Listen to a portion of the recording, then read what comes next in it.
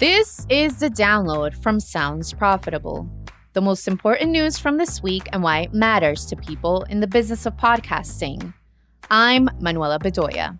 And I'm Gavin Gaddis, in for Shreya Sharma. The download is brought to you by Magellan AI. Track the trends in spend, ad load, podcasts on YouTube, and more with Magellan AI's advertising benchmark report for Q1. Available now. You can find a link in the description or visit magellan.ai. This week, the FTC releases new endorsement guidelines for social media, YouTube to possibly crack down on ad blockers, and a reflection on whether video will consume podcasting. Let's get started. On Thursday, June 29th, brand attorney Robert Freund posted a Twitter thread highlighting and explaining key sections of the Federal Trade Commission's new endorsement guidelines. The new guidelines shine a light on what previously have been gray areas as far as product endorsements or advertisements requiring disclosure. From the FTC guide, quote, "Given that much of our guidance depends on consumer understanding, there will be times when we don't have sufficient information about what consumers know, what they understand, and how they behave. Moreover, all these factors depend on the context or may change over time. This guidance doesn't provide a safe harbor from potential liability. Whether a particular advertising claim is deceptive or otherwise violates the FTC Act will depend on the facts of the specific case." End quote. The majority of sections Freund highlights target social media influencer advertising strategies. Common tactics to blur the line between sponsored endorsements and authentic content are addressed and codified as requiring full disclosure. For instance, a common tactic of tagging a brand deep in the description of a TikTok video does not qualify as valid disclosure in the eyes of the FTC. From the endorsement guide, quote, "The text description on TikTok is in small print, it doesn't stand out, and it often doesn't contrast against the background of the video. Also, TikTok videos often have many competing elements. A disclosure in the text description is thus very unlikely to be clear and conspicuous. When content creators want viewers to read something, they superimpose much larger text over their videos." End quote. Simply saying thank you to a brand or saying a product was gifted by the brand does not count as full disclosure that the endorser received the product for free. A person also doesn't have to actually say anything positive about a product they received from a company they have a relationship with for it to still count as needing disclosure. The act of using and showing the product to one's audience is enough to qualify as a tactic endorsement. Overall, the FTC's message is clear. If an influencer has a relationship with a company, they have to say so loudly and clearly without any coy diversion tactics or burying disclosure behind a link to a secondary location. The FTC even considers the recent trend of de-influencing, in which a person warns viewers away from subpar products, a form of endorsement if the de-influencing is in the same markets as any brand they have a relationship with. The word podcast is not mentioned once in the FTC guide, which is good. The cases of podcasting companies getting slapped on the wrist by the FTC are few and far between. Usually they involved old-school violations like encouraging hosts to give a positive review of a product they've not actually used. That said, these new endorsement guidelines, having been specifically written with social media in mind, are a vital read for advertisers and podcasters alike. Better to keep on the right path and be a poster child of compliance, rather than for the next version of these guidelines to feature a section specifically on disclosing sponsorships in podcast episode notes. A long-rumored Google response to ad block apps is now confirmed to be in testing phases.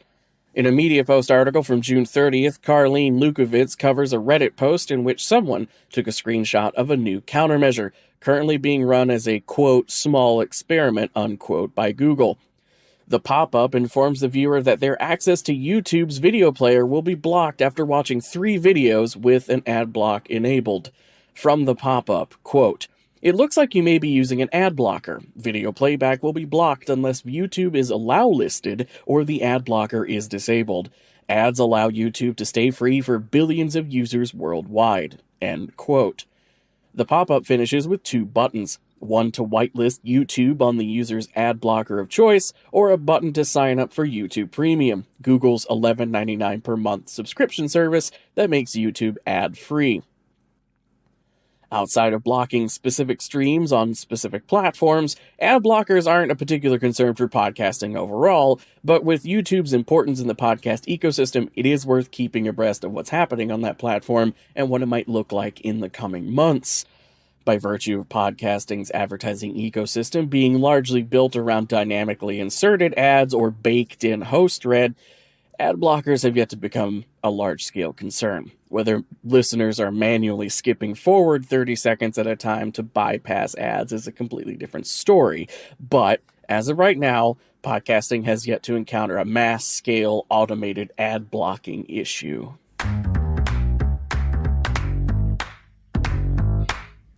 This Wednesday, SVP of Podcast Strategy and Product Operations at Triton Digital, Sharon-Taylor, posted a blog titled, "This LinkedIn article could have been a video podcast."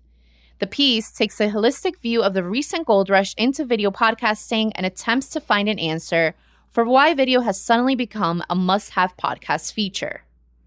From Taylor's post, quote, "Personally, I don't think it's a one-size-fits-all scenario. Whether or not you should have a video version of your podcast is a question of production time, money, audience composition, marketing plan, monetization strategy, and a range of other factors. What is certain, though, is that there are no silver bullets in podcasting. Large, incredibly successful podcast publishers have struggled to find a meaningful audience on YouTube. Just having a video podcast is not going to guarantee anyone anything."